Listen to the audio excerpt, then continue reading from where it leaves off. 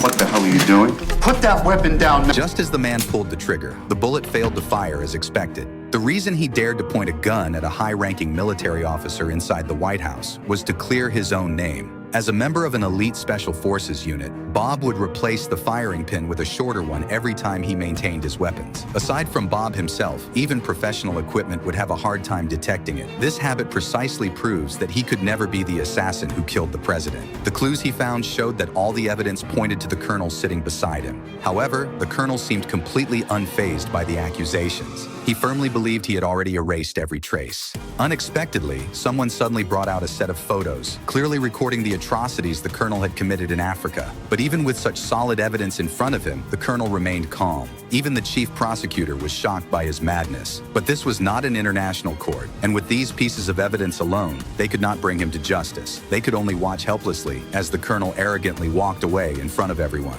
Since the legal route was not going to work, the prosecutor simply gave a secret order. And justice does not always prevail, even though sometimes that's exactly what's needed.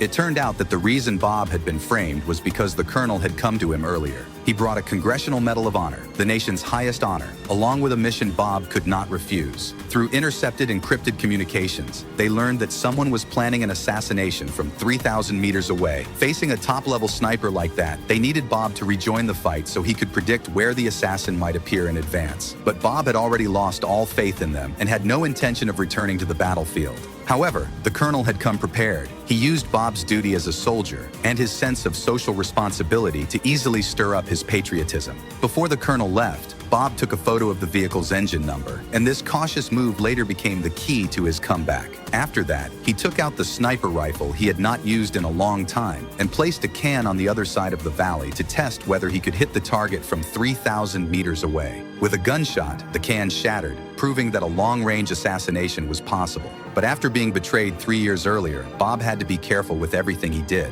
Before leaving, he deliberately removed the firing pin from the sniper rifle, and this later became his trump card for turning the situation around. After leaving Bruce in the care of a friend, Bob flew to the city where the president was about to give a speech. Using his experience as a professional sniper, he inspected the venues in 3 different cities and finally concluded that only one city had the conditions for a long-range sniper attack.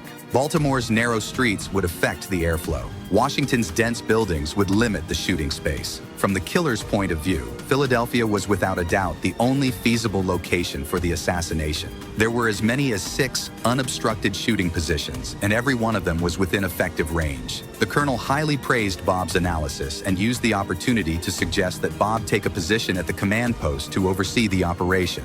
After being praised, Bob lowered his guard and was completely unaware that he was falling into a trap step by step. As expected, the speeches in Washington and Baltimore went well, and now only the final stop, Philadelphia, remains. The colonel also adopted Bob's suggestion and made arrangements at the 6 positions in advance. However, from his hidden observation post, Bob sensed that something was wrong with his sharp instincts. The area around the podium was covered with ribbons. If a gunman fired from a high position, those ribbons could be used as wind indicators. He tried to remind the colonel to seal off the church, but the colonel ignored Secret Service procedures and brought a regular police officer with him. The man's words and behavior were both suspicious, and even his gun holster was not properly fastened. But since the president's motorcade had already arrived, Bob did not keep looking into it. What he never expected was that inside the church tower, a sniper rifle was already adjusting its trajectory according to the parameters. By the time the wind speed, humidity, and the president's position all reached the best shooting conditions for the sniper, it was already too late for Bob to stop it.